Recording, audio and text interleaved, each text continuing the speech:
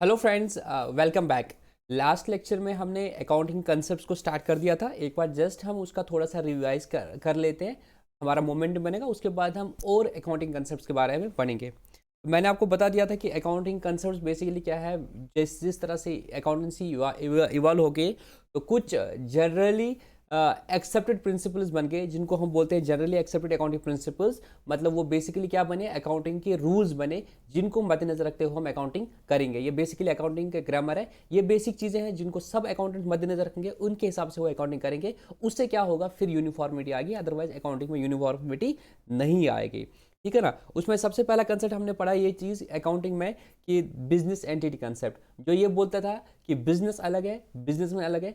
हमें जो अकाउंटिंग करनी है बिजनेस की करनी है, ना कि बिजनेसमैन की। तो जब हम अकाउंटिंग करेंगे तो पहला रूल हमें याद रखना है कि हमें बिजनेस की अकाउंटिंग करनी है, बिजनेसमैन की अकाउंटिंग नहीं करनी है। रूल नंबर 2 ये था कि हमें सिर्फ उन ट्रांजैक्शंस को रिकॉर्ड करना है जो मनी में मेजर की जाए, और हमें जो अकाउंटिंग करनी है वो मनी में करनी है, करेंसी में करनी है, ना कि यूनिट्स में करनी है। रूल नंबर 3, हम ये समझेंगे कि जिस बिजनेस की हम अकाउंटिंग करनी है उसका लाइफ इनडेफिनिट है, वो अगले साल ही बंद होने वाला नहीं है। इसका एक्सेप्शन है, अगर वो अगले साल ही बंद होना है तो फिर गोइंग कंसर्न कंसेप्ट के बेसिस पे अकाउंटिंग नहीं हो जाएगी। मतलब एसेट्स को तब उस कंटेक्स्ट में क्या होगा, उस केस में जो एसेट्स है उनको, जो उनका मार्केट वैल्यू होगा उस पर ही रिकॉर्ड किया जाएगा, क्योंकि आगे बिजनेस बंद होने वाला है। अदर देन दैट हम एसेट्स को नॉर्मली जो उनकी यूजफुल लाइफ है उसके हिसाब से जितना भी डेप्रिशिएट बनता होगा वो करके बाकी वैल्यू पे दिखा देंगे। ठीक है ना। बाकी और अकाउंटिंग आएगी तो और गोइंग कंसर्न क्लियर हो जाएगा।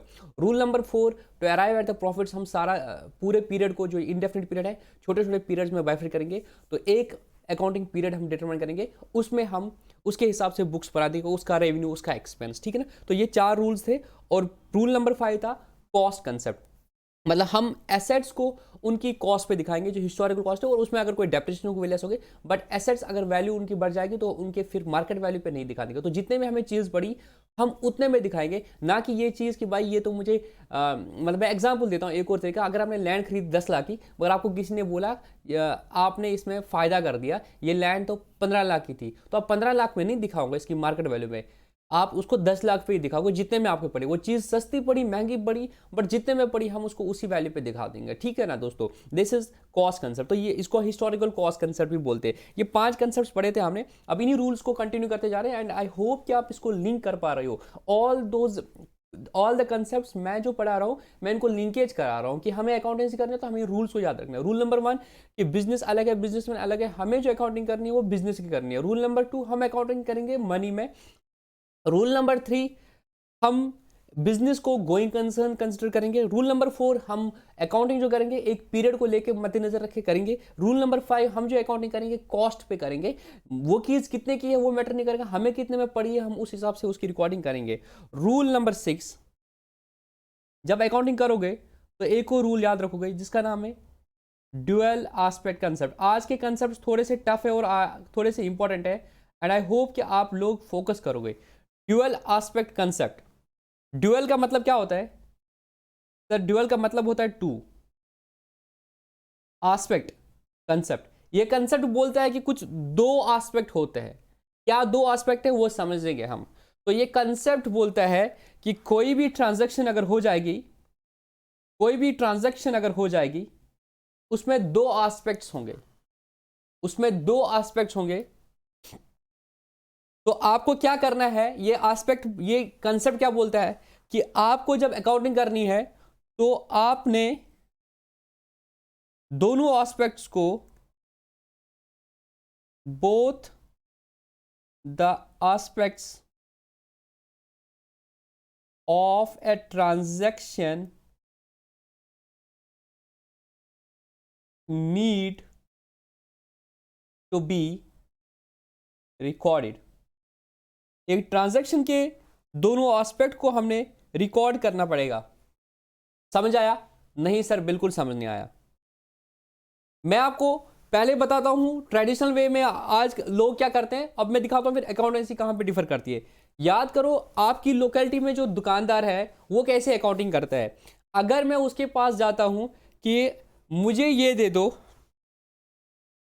जैसे मैं शॉपकी के पर लोकेलिटी में जाता हूं, आप भी अपने इर्द गिर्द में जो भी दुकानदार है उसको मद्देनजर रखते हुए एग्जाम्पल को समझ लो।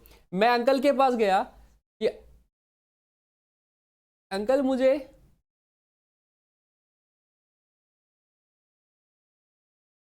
मुझे आप ये चीजें दे दो, उन चीजों का वैल्यू टोटल 1000 रुपया बन गया। तो मैंने क्या किया, मैंने अंकल को 1000 रुपया दे दिया, अंकल ने मुझे 1000 की चीजें दे दी, ठीक है ना। जैसे राइस लाया मैंने 1000 का, तो वो अंकल क्या करता है, कुछ नहीं करता है, उसके पास कैश काउंटर होता है, उसमें 1000 रुपया डालता है और कुछ भी नहीं करता है। ज्यादा से ज्यादा अगर वो करेगा क्या, वो बोलता है 1000 रुपया मेरा सेल हो गया, कुछ और कुछ नहीं करता है। मैं तो नॉर्मली देखता हूं वो दुकानदार ये भी नहीं करते हैं, कुछ भी नहीं लिखते हैं, सिर्फ कैश काउंटर में 1000 रुपया डाल देता है। उसके बरक्स अगर मैंने यही चीज उधार लिया होता, मैं बोलता अंकल को कि मेरे हिसाब में जोड़ना, तो उस केस में अंकल मुझे राइस तो दे दे 1000 रुपये का, बट उनके पास जो डे बुक था अंकल के पास, अंकल डे बुक में लिखेगा लतीफ राइस 1000 रुपया, और शाम को वो क्या करेगा, लेजर में जाके मेरा खाता खोलेगा, लतीफ का जो खाता होगा उसमें करेगा आज 1000 रुपया और साइड में लिखेगा राइस, आज की डेट लिखेगा 28 दिसंबर 2021 और बोलेगा 1000 रुपये का इसने चावल ले लिया। बाद में जब मैं उसके साथ हिसाब करूंगा, मंथ एंड में बोलूंगा मेरा कितना, सब बोला पुराना आपका 3000 था, इस महीने आपने 1000 रुपये का चावल लिया, टोटल आपका 4000 होगा, फिर मैं बोलूंगा ले लो 3000 रुपया, ऐसे ऐसे जो भी होगा, ठीक है ना। यहां पे मुझे क्या बोलना है आपको मेरे दोस्तों, वो जो अंकल है वो क्या करते हैं, ट्रांजैक्शन के एक ही एस्पेक्ट को रिकॉर्ड कर रहे हैं। इस ट्रांजैक्शन में दो एस्पेक्ट थे, बट वो एक ही एस्पेक्ट को रिकॉर्ड करता है। मतलब वो करता है ट्रांजैक्शन, उसको बोलते हैं सिंगल एंट्री। क्या बोलते हैं उसको, बोलते हैं सिंगल एंट्री। अंकल क्या करता है, अंकल सिंगल एंट्री करता है अगर करेगा, अदरवाइज वो भी नहीं करता है। और हम क्या करते हैं, हम करते हैं double entry.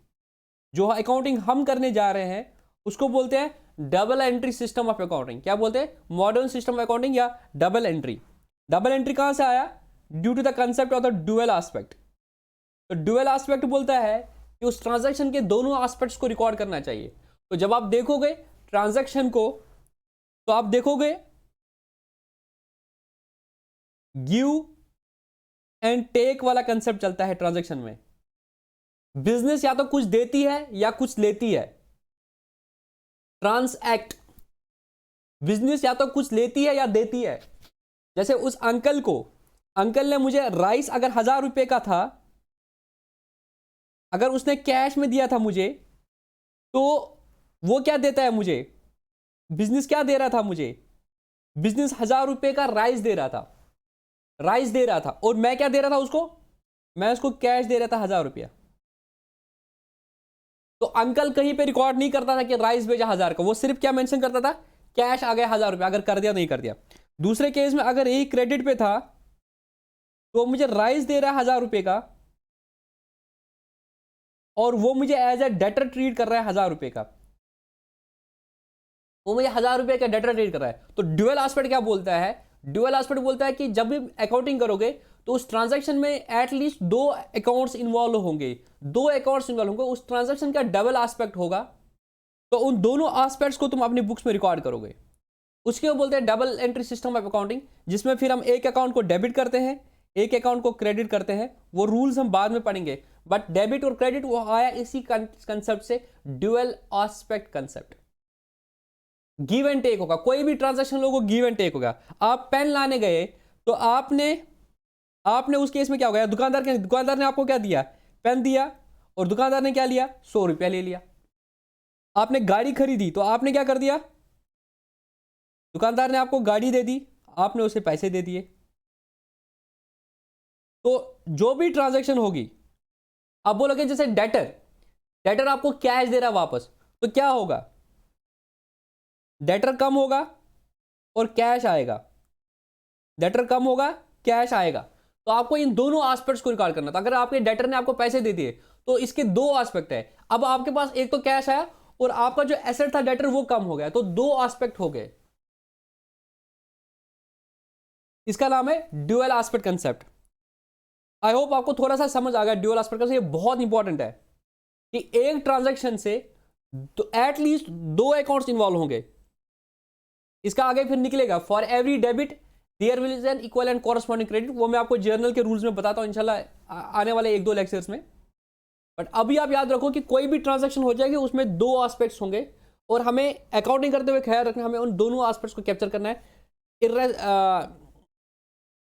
Contrary to what is being followed in the single entry system wherein only one aspect of a transaction is recorded, but when we do accounting as per the modern approach, modern approach में फिर आप confuse हो जाओगे traditional word से, this double entry system of bookkeeping states that we had to record both the aspects of a transaction, जिसमें फिर वो बोलते हैं एक डेबिट होगा एक क्रेडिट होगा। तो इस ड्यूअल एस्पेक्ट कंसेप्ट की वजह से अगर आप याद करोगे, मैंने आपको परसों से वो बैलेंस शीट दिखाई थी, एक तरफ से आपके फिर एसेट्स आते थे जो इनको हम बोलता था फंड्स या एप्लीकेशन ऑफ फंड्स, यहां से बोलता था फिर इसके sources of funds,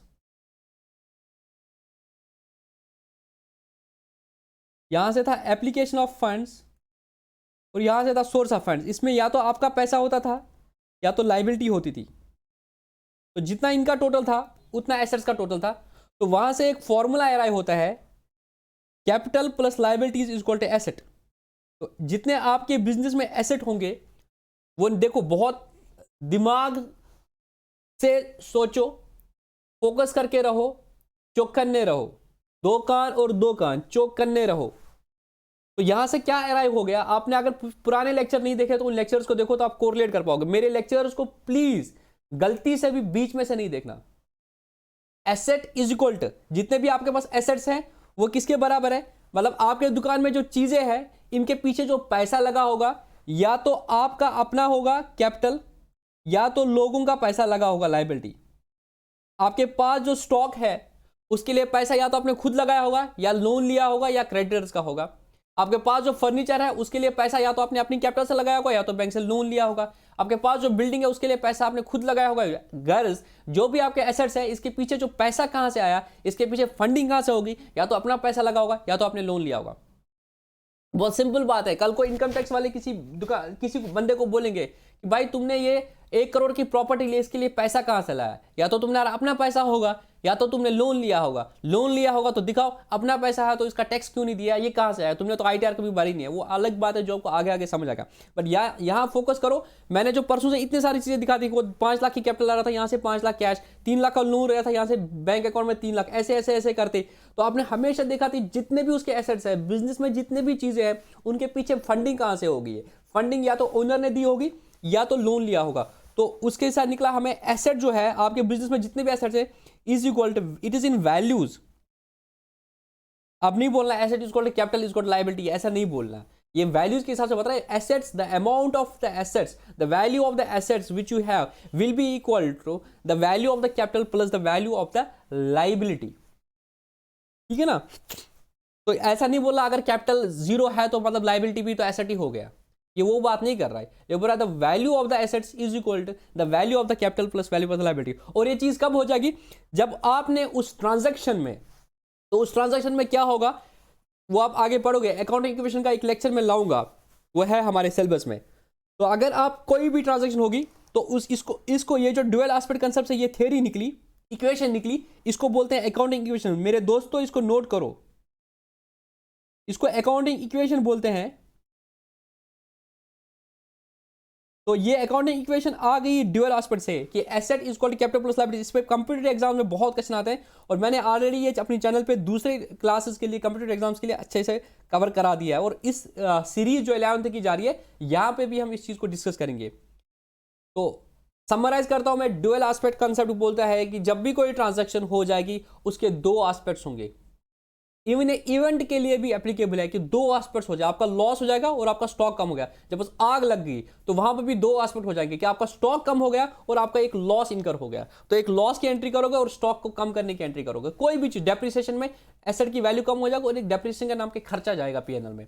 her transaction और इवेंट के 2 एस्पेक्ट्स होंगे और उन दोनों एस्पेक्ट्स को रिकॉर्ड करना है। जब उन दोनों एसेट्स को रिकॉर्ड कर पाओगे तो एक तरफ से एसेट होगा, दूसरी तरफ से कैपिटल लायबिलिटी होगी, या एक एसेट कम होगा दूसरा एसेट बढ़ेगा। It will be something like that.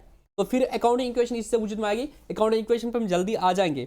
I hope आपको ड्यूअल एस्पेक्ट कंसेप्ट समझ आया।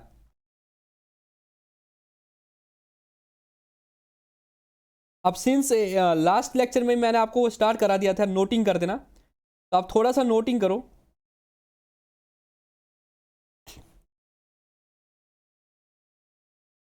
दिस कंसेप्ट स्टेट्स, कौन सा? Dual aspect concept states that every transaction has a dual or twofold effect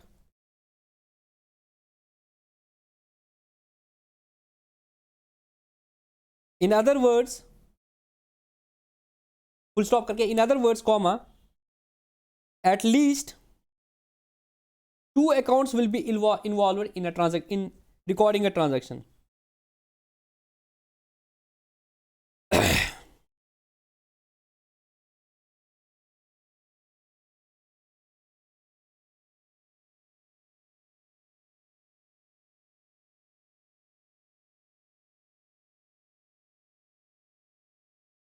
Just 1 minute.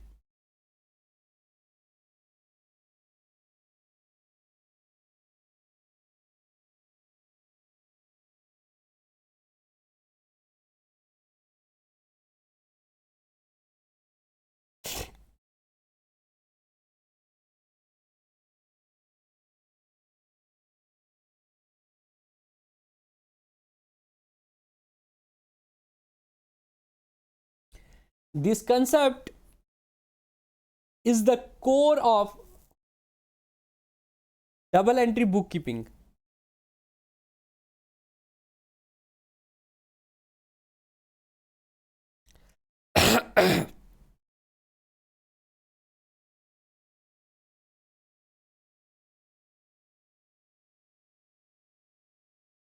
तो crux का निकला है, एवरी ट्रांजैक्शन और इवेंट हैज टू एस्पेक्ट्स। तो इस पे हम, आप नोट कर देना, ब्रैकेट में रेड पेन से लिख लेना, अगर आपका to be read in detail या to be discussed in detail, मतलब इस कंसेप्ट को हम डिटेल में पढ़ेंगे at the time of covering accounting equation. Accounting equation को कैप्स में लिखना सारा। जब हम अकाउंटिंग इक्वेशन वाले टॉपिक पे आएंगे तब इसको डिटेल में डिस्कस करेंगे इस कंसेप्ट को। I hope it's clear now, I hope it's clear now.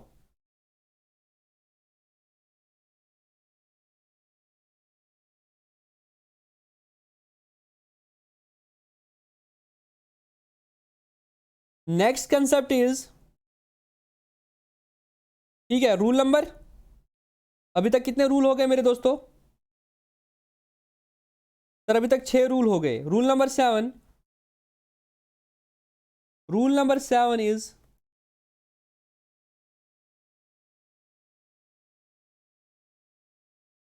Revenue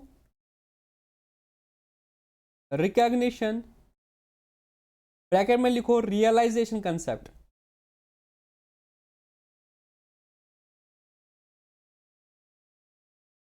मेरे दोस्तों आप अकाउंटिंग करने जा रहे हो, अभी तक आपने पढ़ा कि हमें अकाउंटिंग करनी है बिजनेस की, हमें अकाउंटिंग करनी है मनी में, हमें अकाउंटिंग करनी है ये समझते हुए कि बिजनेस एक गोइंग कंसर्न है। हमें यह समझना है कि क्या हमें एक पीरियड वाइज अकाउंटिंग करनी है। उसके बाद हमने समझा हमने कॉस्ट पे अकाउंटिंग करनी है। उस पर हमने समझा कि हमें एक ट्रांजैक्शन में 2 एस्पेक्ट्स होंगे, हमें उन दोनों एस्पेक्ट्स को आइडेंटिफाई करना है और दोनों एस्पेक्ट्स को रिकॉर्ड करना है। उसके बाद बात आएगी रेवेन्यू रिकॉग्निशन की, कि रेवेन्यू मैंने आपको बोला था ना, जो सेल है इसको आप इनकम को, सेल को, रेवेन्यू का असल में मतलब होता है gross inflow of cash either by sale of goods और सेल ऑफ सर्विसेज और रेंटल फ्रॉम द, अगर आपके कोई एसेट से वहां से कोई इनकम आ रही है तो उस रेवेन्यू को कब रिकॉग्नाइज करोगे? अब अकाउंटिंग की बात आएगी, आप रेवेन्यू को कब रिकॉग्नाइज करोगे? मैं एग्जांपल दूंगा तो आप उसको आंसर बोलोगे।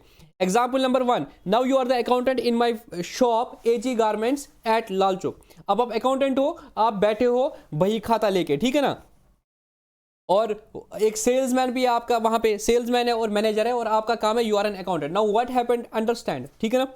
क्या हो गया, एक कस्टमर आया, वही दुकान पे आ गया तो सारे खड़े हो गए, सेल्समैन भी खड़ा हो गया कि भाई इसको बिकवाना है मुझे, ठीक है ना, इसको तो बेचना है ये जीन्स जो ये खरीदना आ गया। तो वो उसको बोल रहा है ये ऐसा है, ऐसा है, ये देखो ये फ्रेश पीस है, ये लेटेस्ट डिज़ाइन आया है, फलाना ढिंकाना, किसी भी तरीके से उसको बोल देता है ये फैशन है जो भी है। आप पेन लेके हो, आप पेन लेके हो, भाई मैं सेल की एंट्री करूं, मैं सेल की एंट्री करूं, वो बोल रहा है हाँ अच्छा है अच्छा है, ठीक है ठीक है ठीक है, तो आप भी बोल रहे हो कि कब सेल हो जाएगी, मैं अकाउंटिंग करूंगा, आप मुझे बताओ तो मेरे दोस्तों कब माना जाएगा कि सेल होगी? उसने बोला ठीक है ठीक है, तो क्या इसको सेल मानोगे? वो बोला हाँ भैया अच्छा है, रुको मैं यहाँ से आता हूँ, मुझे थोड़ा सा काम है। अब आप क्या करोगे? आप अकाउंटिंग करोगे कि नहीं करोगे? उसने बोला हाँ भैया अच्छा लगा, कितने में है? अब उसने बोला कि 1500 में है, 30% डिस्काउंट है, 1050 रुपये। बोले ठीक है मैं यहाँ से आता हूँ, will you make the sale, will you make the entry of the sale? आप बोलोगे सेल होगी और उसको बोलोगे भाई पैसे दे दे अभी, वो बोल रहा है कि मैं अभी आऊँगा, नहीं, आपको पता है ये कस्टमर अभी लेने वाला नहीं है, तो आप उसको सेल की एंट्री नहीं करोगे। तो एक फील आ रहा है ना आपको कि आप सेल कब करोगे? मैं कुछ डालना चाहता हूं आपके ध्यान में, तो आपको पॉइंट हो रहा है प्रैक्टिकल अकाउंटिंग में आपको क्या प्रॉब्लम आने वाली है। अब दुकान में अपने आप को विजुअलाइज करो, थ्योरी की दुनिया से बाहर जाओ, थ्योरी भूल जाओ। मेरे लेक्चर में यहाँ पे पढ़ना है तो थ्योरी नहीं मिलेगी, यहाँ प्रैक्टिकल मिलेगा। दुकान में अपने आप को विजुअलाइज करो कि भाई मुझे सेल करनी है, कब सेल डालूं? कस्टमर आ गया, 10 पीसेस दिखा दिए, बोल रहा है अच्छा है कितने में है? 2 पीसेस उसने सिलेक्ट कर दिए, बोला भैया कितने में? तो बोला कि 1050 का है और दूसरा 1500 का है, उस पर कोई डिस्काउंट नहीं है। भैया अच्छा ठीक है भैया मैं आता हूँ, मुझे थोड़ा सा काम है। तो क्या आप सेल मानोगे उसको? नहीं सर, फील नहीं आ रहा सेल मारने का, बस हमारी आंखें तक रही है दरवाजे को कि वो बंदा कब आएगा कब आएगा। अनफॉर्चुनेटली शाम तक हो गया, वो बंदा नहीं आया, तो इस केस में हम सेल बुक नहीं करेंगे। सेल मतलब कोई और चीज़ होगा। दूसरा बंदा आ गया, उसने बोला कि भैया कितने की, और उसको ये पसंद आ गई, उसने बोला कि भैया आप ना इसका बिल काट लो, ये लो पैसा। तो आपने बिल काटा और उससे पैसा ले लिया। उसने बोला कि बट भैया आप ना इसको अपने पास ही रखो, मुझे ना एक्चुअली थोड़ा काम है, फिर मुझे यहाँ से ही जाना है, तो मैं बाद में लूँगा। यहाँ पे आपको फील आ रहा है कि सर सेल तो होगी, मैंने तो उसको बिल दे दिया काट के, अब उसने पैसे भी दे दिए, अब ये इसलिए है मेरे दुकान पे क्योंकि उसको कुछ काम था, बट जहां पर देखा जाए तो मेरा तो सेल हो गया। The answer is yes, you are feeling the difference. Yes sir, we are feeling the difference in both the case. In the first case what happened, वो बंदा आ गया मेरे दुकान पे, तमिस वुश नहीं हो, उसको सिर्फ देखना था, वो तो द्रा तमिस आने बराबर पसंद की, तो उसको पसंद नहीं आया, तो इस केस में सेल नहीं माना जाएगा।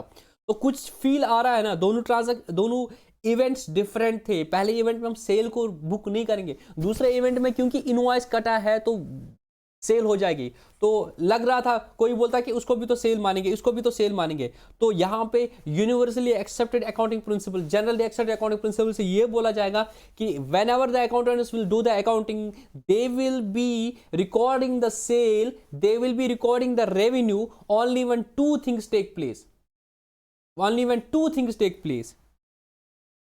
Number 1, in case of goods, आपको इनकम कैसे कैसे मिल सकता है रेवेन्यू? आप गुड्स दे सकते हो, आप सर्विसेज, आप गुड्स बेच सकते हो, आप सर्विसेज दे सकते हो, आपको रेंटल्स आ जाएंगे या इंटरेस्ट आ जाएगा या डिविडेंड आएगा।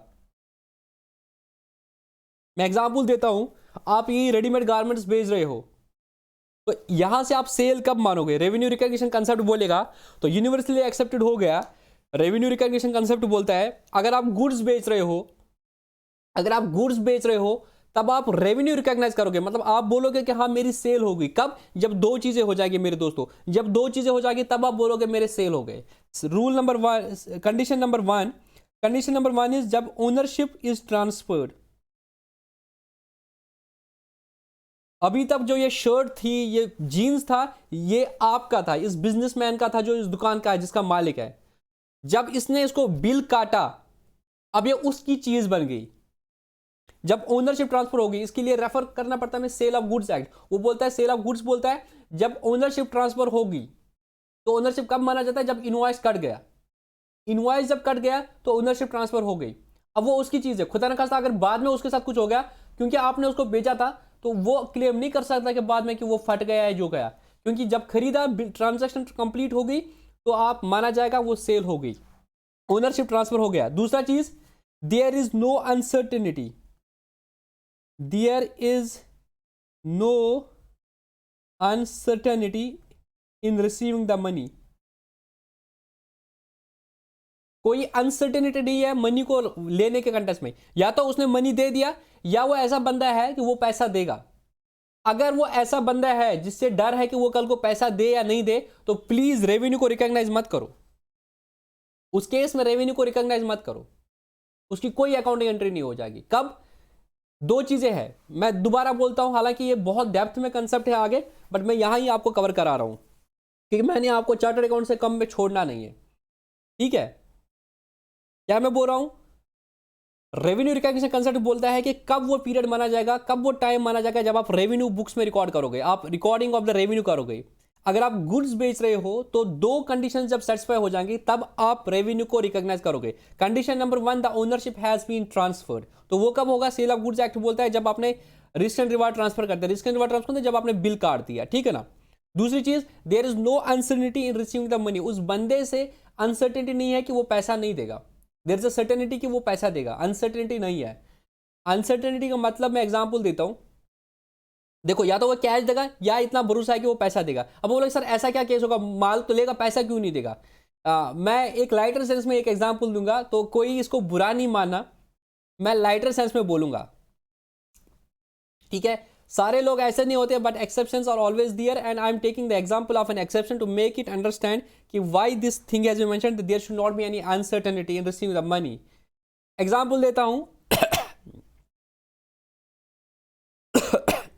कश्मीर में आपने, मतलब मैं कश्मीर की बात कर रहा हूं, हर जगह हो सकता है, मार्केट है, मुर्गे वाला है, तो उनका थोड़ा ये रहता है, दुकान से थोड़ा चीज़ें बाहर भी रहती है, या सब्जी वाला है, थोड़ा पटरी वो जो है, थोड़ा जो उसका दुकान का चीज़ है या तो उसके रेडी वेडी वो थोड़ा बाहर भी है सड़क पे। अब पुलिस वाला आ गया, तो पुलिस वाले ने इस दुकानदार से बोला, जो दुकानदार है बेसिकली मुर्गे भी बेचता है और भी कुछ चीज़ें बेचता है, तो उसका ये फुटपाथ पे भी थोड़ा आया है। तो वहाँ से जिस पुलिस वाले की ड्यूटी थी वो आ गया, बोला उसको 1 किलो मुर्गा करना, ठीक है, और ये 1-2 चॉकलेट रख लेना बच्चों के लिए। अब आप अकाउंटेंट हो, अब बोलो मुझे अकाउंटिंग करोगे नहीं करोगे, सेल मारोगे नहीं मारोगे? मुर्गे का रेट बन रहा है 200, 2 चॉकलेट लिए उसने, उसका 150 आ गया, 350 का बिल बन रहा है पुलिस वाले का, क्या करोगे?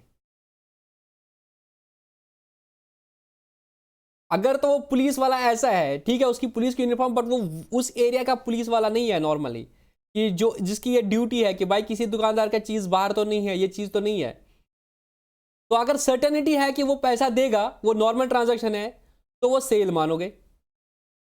अगर पता है कि भाई ये इनडायरेक्टली वो है, चाय है, समझ आई ना बात, ये इनडायरेक्टली वो चाय है कि भाई तेरा तो ये बाहर है, थोड़ा सा सामान वामान देख ले भाई, तू पैसे लेगा तो तेरा चालान कटेगा, अगर वो वाला फीलिंग है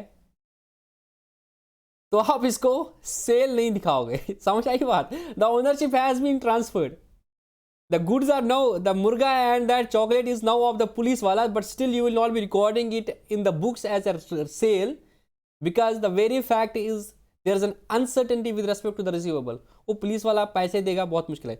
मैं पुलिस वालों की इंटीग्रिटी पे डाउट नहीं कर रहा हूँ, but I am just taking it as an example, this is what happens in the societies.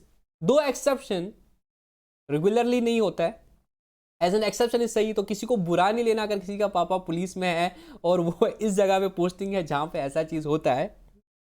तो आई होप मैंने एक मैसेज देनी थी कि गुड्स के केस में आप तभी रेवेन्यू को रिकॉग्नाइज करोगे जब दो चीज़ें सेटिस्फाई हो जाएगी। Condition number 1, the ownership is transferred. Condition number 2, there is no uncertainty in receiving the money. अगर कैश मिला तब तो कोई दिक्कत नहीं है, तो अब रेवेन्यू रिकॉग्नाइज, और अगर कैश नहीं मिल रहा है तो आप तब भी रिकॉग्नाइज कर सकते हो उसको रेवेन्यू, अगर आपको पता है कि वो बाद में पैसा देगा। तभी हम क्या करते हैं, फिर डेटर को रिकॉग्नाइज करते हैं, क्योंकि हमें पता है बाद में पैसा देगा, तो debtor account debit to sales करते हैं, हम रेवेन्यू बुक करते हैं।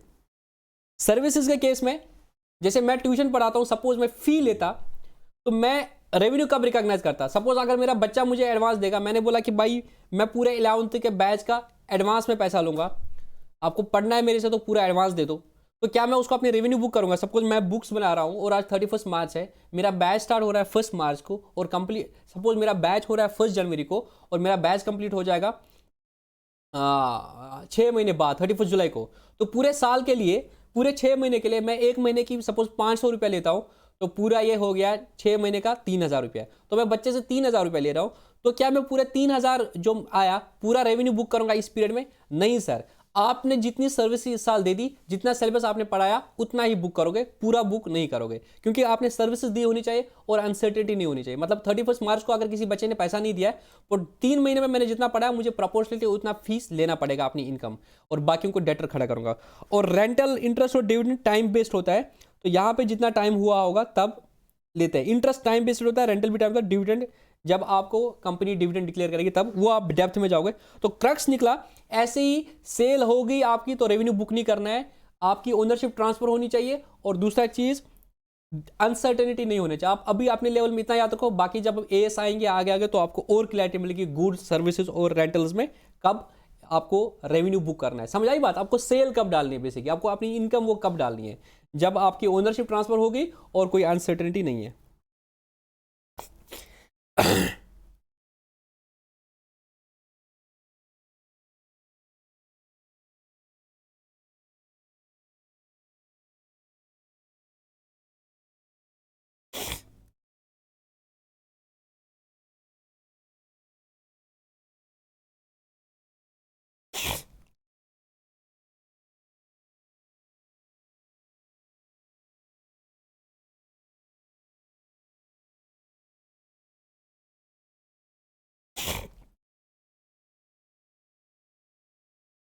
लिखो दोस्तों,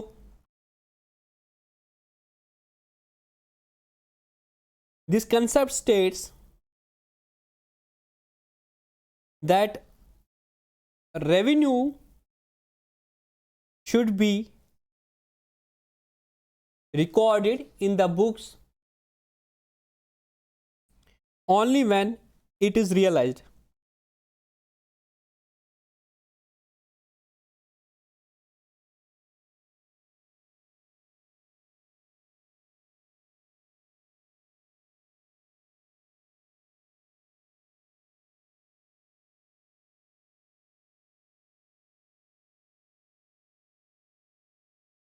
Full stop. Revenue is assumed to be realized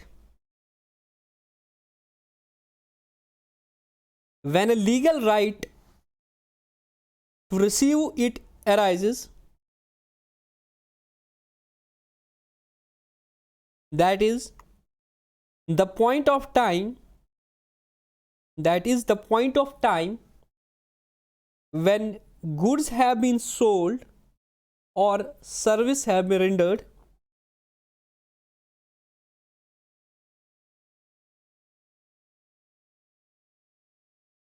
and there is not any uncertainty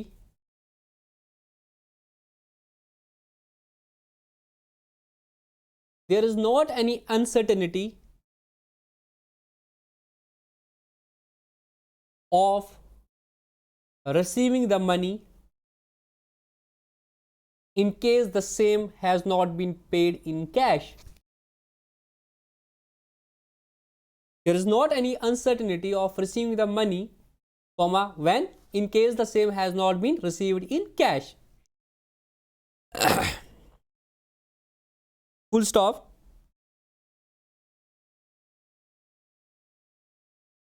Thus, comma,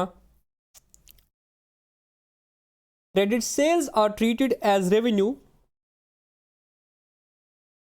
Credit sales are treated as revenue on the day sales are made. On the day sales are made, and not when money is received from the buyer. And not when the money is received from the buyer.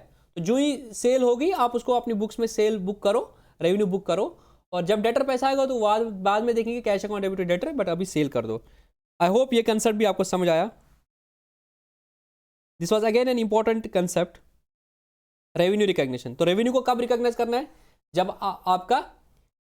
जब revenue realise हो जाएगा। वो कब हो जाएगा? जब ownership transfer हो जाएगी और अनसर्टिनिटी है पैसा लेने में। तो ऐसे ही सेल बुक नहीं करनी है।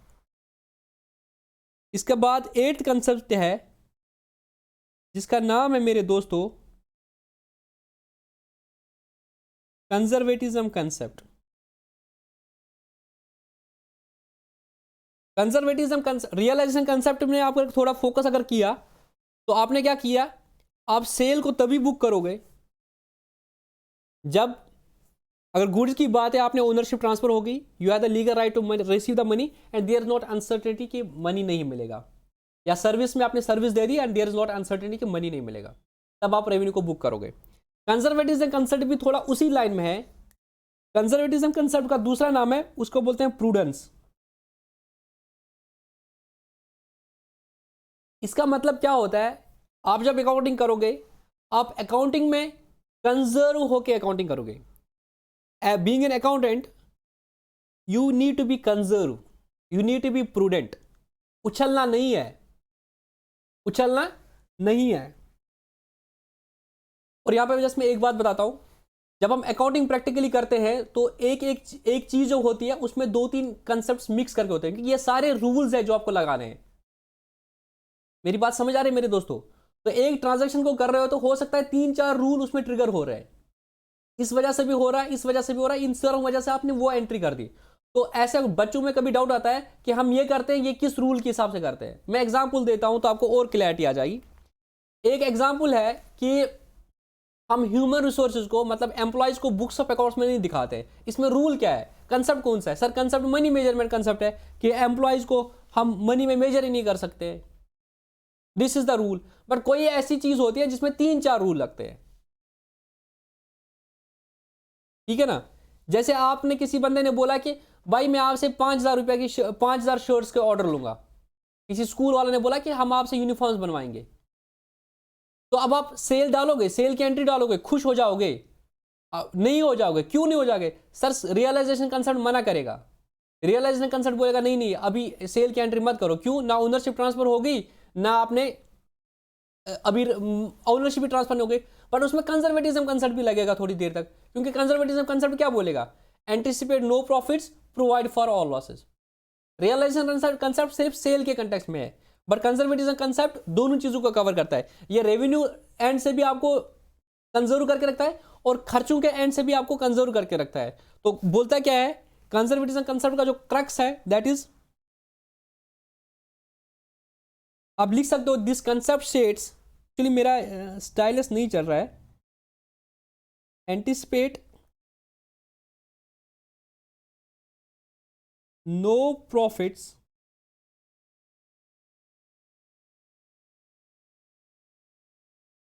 But provide for all losses. Anticipate no profits but provide for all losses. तो ये अकाउंटेंट को बोलता है तुम प्रॉफिट्स को एंटिसिपेट मत करो। किसी ने बोला कि मैं तुमसे 500 शर्ट्स का ऑफ ये ऑर्डर दूंगा, अभी हमारा स्कूल खुलने दो, खुश मत हो जाओ कि मेरा इतना प्रॉफिट हो जाएगा। उछलते हैं ना हम, ये हो जाएगा, वो हो जाएगा, पत कर बहू पत कर भैया, वो नहीं करना है। And provide for all losses. और अगर आपको लगता है कि कोई लॉस होने वाला है तो उसके लिए प्रोविजन करते रहो। मैंने आपको पढ़ाया था ना कि प्रोविजन आगे आएगा। तो आपको क्या लगता है, अगर आपको लग रहा है कि लॉस होने वाला, तो आप उसके लिए प्रोविजन करते हो, अपने प्रॉफिट्स को कम करते हो। सपोज आपने ऊपर क्या किया था, रेवेन्यू रिकॉग्निशन में आपने सेल बुक कर दी थी, उस बंदे ने अभी पैसे नहीं दिए थे, तब आपको लग रहा था कि नहीं वो बंदा पैसे देगा, तो आपने बोला था ये तो मेरी सेल हो गई। रेवेन्यू रिकॉग्निशन कंसेप्ट बोलता है कि ओनरशिप ट्रांसफर होनी चाहिए। Has the ownership being transferred? The answer is yes, मैंने उसको गुड्स बेच दिए, ठीक है ना। दूसरा चीज क्या था, has the revenue been transferred? The answer is yes. Is there uncertainty? At that time there was not any uncertainty with respect to the receipt of money. Yes भाई जेन्युइन बंदा है, पैसे देगा, तो मैंने सेल बुक कर दी, उसकी entry कर दी debtor account debit to sales, ठीक है ना। कैसे एंट्री करते हैं वो बाद में देखेंगे। Now what happened after 3 months 4 months I came to know that person जो है ना वो तो फ्रॉड ही बंदा है, या खुदा न खास्ता वो उसका दिवालिया निकल गया, या खुदा न खास्ता उसका एक्सीडेंट हो गया। अब मुझे फील आ रहा है कि शायद वो पैसा नहीं देगा, मुझे पता चला यार उसका एक्सीडेंट हो गया। अब बोला यार अब कहाँ उससे पैसे लूंगा, उस बेचारे का कुछ नहीं है, तो आई एम जस्ट फीलिंग कि नो शायद अब पैसा नहीं आएगा। तो is there any loss for me? Yes sir, there is a loss, अब पैसा नहीं आने वाला।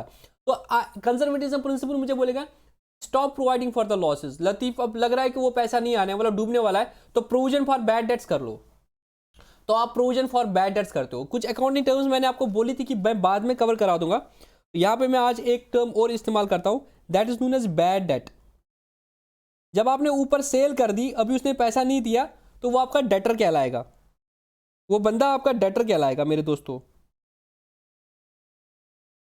बट बाद में अगर कभी एक स्टेज आएगा कि आपको लगेगा वो पैसा नहीं देगा, या उसने पैसे नहीं दिए, वापस बोला मैं नहीं दे रहा हूं पैसे, तो वो आपका नुकसान हो गया, उसको बोलते हैं bad debt, debt which has become bad. Debt was your receivable, you are expecting some money, now this is not going to come to you, so this is a bad debt. ये हमारा loss है, bad debt हमारा loss है। But अभी वो loss हुआ नहीं, but उसका एक्सीडेंट हो गया, या सुना कि शायद वो पैसे नहीं देता है, अभी उसने आपको मना नहीं कर दिया, बट कंजर्वेटिज्म प्रिंसिपल का लतीफ भाई अपना लॉस बुक कर लो, तो you will be providing for the bad debts, that you will be making a provision for the bad debts, इसने प्रोविजन फॉर बैड डेट्स। आगे इसको जब डिटेल में पढ़ेंगे तब कवर हो जाएगा कैसे करेंगे प्रोविजन फॉर बैड डेट। तो अभी हम प्रोविजन क्रिएट करते हैं।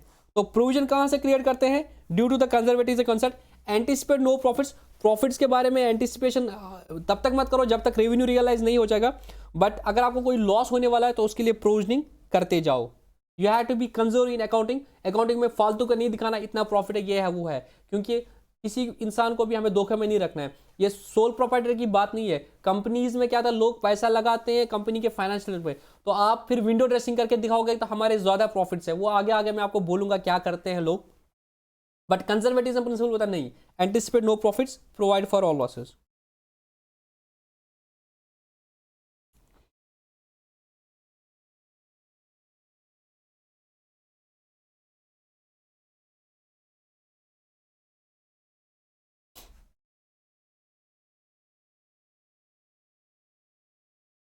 This concept states that a conscious approach should be adopted. This concept states that a conscious approach should be adopted in ascertaining income so that profits of the enterprise are not overstated.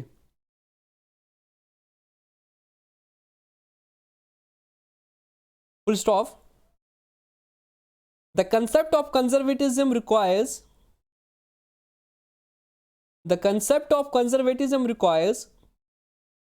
that profits should not be recorded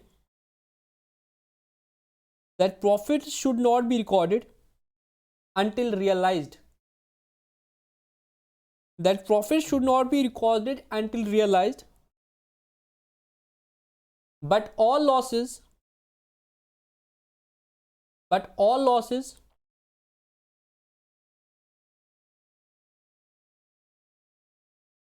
are to be provided for in the books of accounts. उनका provision करना पड़ेगा. That is, business should make provision of likelihood losses.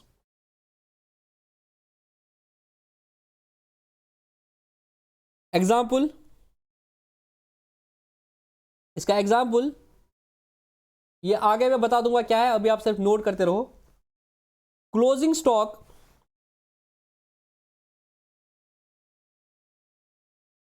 is valued at cost.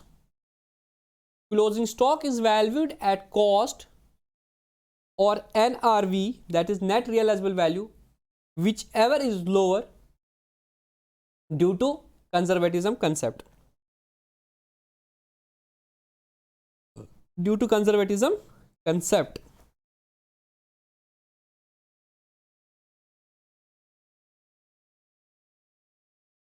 ठीक है देखो दोस्तों, हाँ sir ठीक है.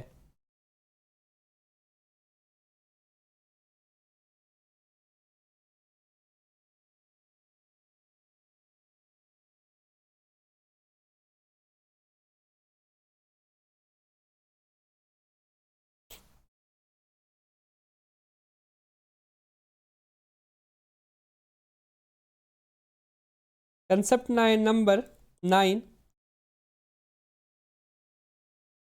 consistency concept.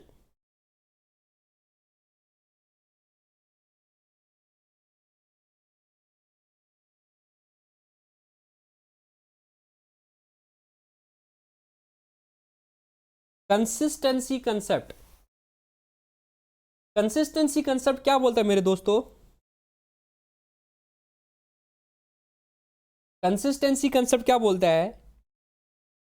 देखो जब हम अकाउंटिंग करते हैं ना, ये तो मैंने कुछ रूल्स बोले, there are different accounting policies,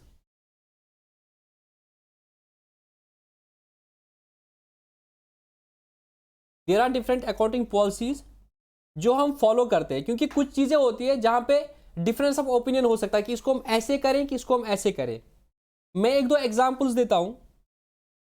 जैसे स्टॉक की वैल्यूएशन करनी है आपको, at the end of year आपके पास कुछ माल बचा होगा, उसको क्लोजिंग स्टॉक बोलते हैं, उसकी वैल्यूएशन करनी है, तो उसके अपने अपने मेथड्स होते हैं कि आप फीफो मेथड करो या लीफो मेथड करो, या आपको गुडविल की वैल्यूएशन करनी है तो कौन सा मेथड करोगे, या आपको डेप्रिसिएशन फॉलो करना है कौन सा मेथड फॉलो करोगे, डब्ल्यूडीवी और एसएलएम, स्ट्रेट लाइन मेथड या डब्ल्यूडीवी। मतलब अकाउंटिंग करने के लिए बहुत सारी अकाउंटिंग पॉलिसीज होती है जिनको मैं आगे वाले लेक्चर्स में बोल दूंगा। तो जो अकाउंटिंग पॉलिसी आपने ईयर 1 में फॉलो कर दी, प्लीज उसको कंसिस्टेंटली ईयर 2 में फॉलो कर दो, ईयर 3 में भी उसी पॉलिसी को फॉलो कर दो। तो जिन अकाउंटिंग पॉलिसीज को आपने ईयर 1 में फॉलो कर दिया, कंसिस्टेंटली उनको हर साल में फॉलो करो। ऐसा नहीं कि एक साल आपने एक तरह की अकाउंटिंग पॉलिसी फॉलो कर दी, अगले साल दूसरे हिसाब से कर दी, क्योंकि उससे कंसिस्टेंसी नहीं आएगी, उससे यूनिफॉर्मिटी नहीं आएगी। अगर मुझे देखना है कि मैं एक कंपनी में पैसा लगाने वाला हूं, अगर मुझे उसमें देखना है कि उसने कैसे किया है, मतलब उसने उसकी फाइनेंशियल परफॉर्मेंस कैसी है over the passage of time, अगर उसने same set of rules follow कर दिए होंगे हर साल अकाउंटिंग पॉलिसी सेम रखी होगी, तो मैं कर सकता हूं, मतलब ट्रेंड भाई इस साल इतना प्रॉफिट बढ़ रहा है। बट अगर उसने अकाउंटिंग पॉलिसी चेंज कर दी है, क्योंकि अकाउंटिंग पॉलिसी से क्या होता है, फायदा नुकसान बढ़ सकता है पीएनएल पे। एक तरह से अगर एक अकाउंटिंग पॉलिसी फॉलो करोगे तो प्रॉफिट ज्यादा होगा, अगर दूसरी अकाउंटिंग पॉलिसी करोगे तो प्रॉफिट कम होगा।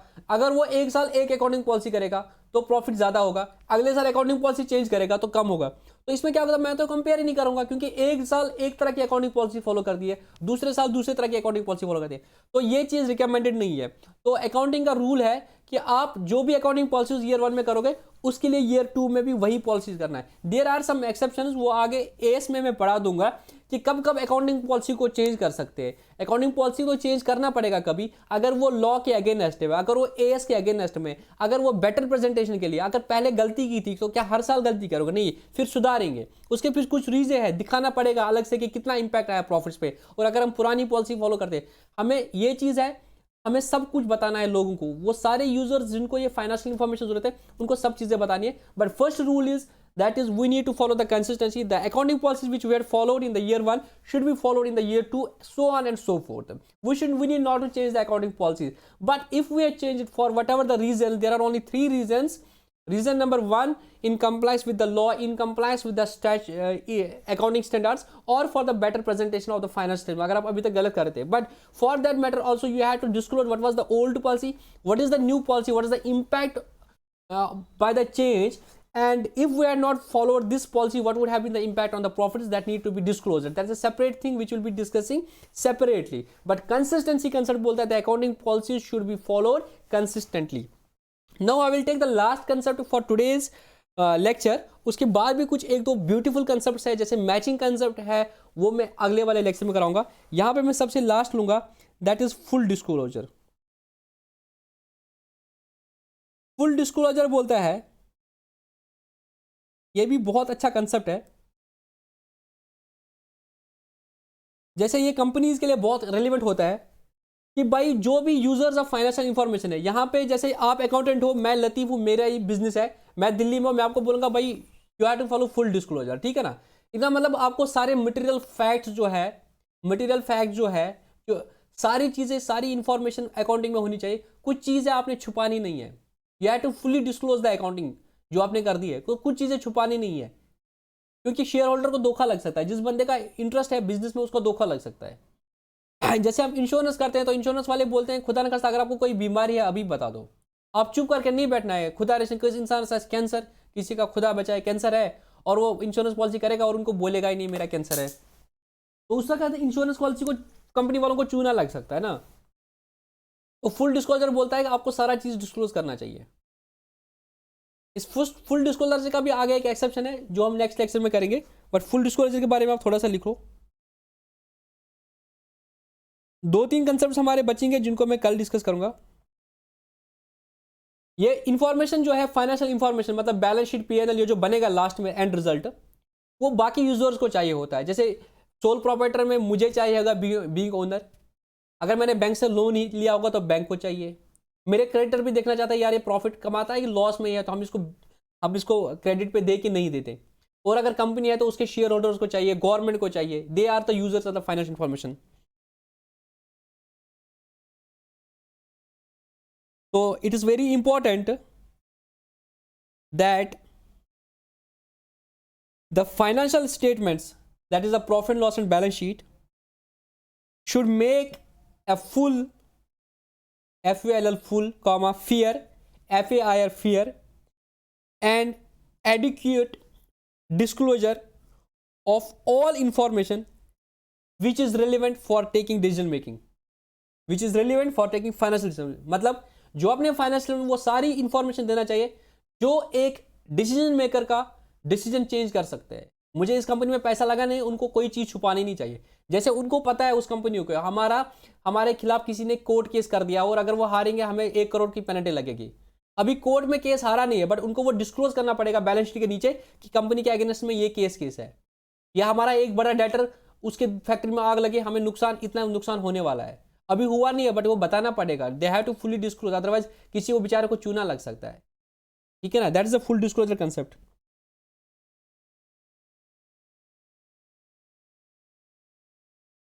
तो कुछ कंसेप्ट्स अभी बचे हैं मेरे दोस्तों, 3-4 कंसेप्ट्स है। तो ऐसा लगा लो 5 मैंने बोल दिए, 5 इस लेक्चर में बोल दिए, 10 हो गए। 5 अगले में करेंगे, 5 उसमें से एक बहुत ही इंपॉर्टेंट कंसेप्ट है, वो मुझे अगले लेक्चर में बोलूंगा। तो उस तरह से हमारा ये अकाउंटिंग कंसेप्ट का जो लेक्चर है वो कंप्लीट हो जाएगा। आई होप आपको अच्छा लगा।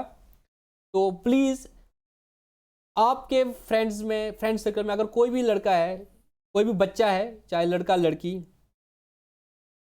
जिसने 11th कॉमर्स ले लिया, तो प्लीज़ आप उसको ये वीडियो शेयर करो। और अगर आप किसी कंप्यूटर एग्जाम के लिए पढ़ रहे हो, आपको ये अच्छे लग रहे हैं, तो प्लीज़ ये अपने लोगों का शेयर करो। हमारा आइडिया है कि मैक्सिमम बच्चे फ़ायदा ले सकते हैं, उसमें हमारा काम है डिलीवर करना, वो हमने कर दिया। तो आप इसका हिस्सा ले सकते हो एज ए सदके जारिया, कि आप अपने दोस्तों में इसके साथ इसको शेयर करो, तो आपको भी उसका जज़ा मिल जाएगा। ठीक है दोस्तों, तो मिलते हैं नेक्स्ट लेक्चर में जिसमें इस टॉपिक को हम कंप्लीट करते हैं।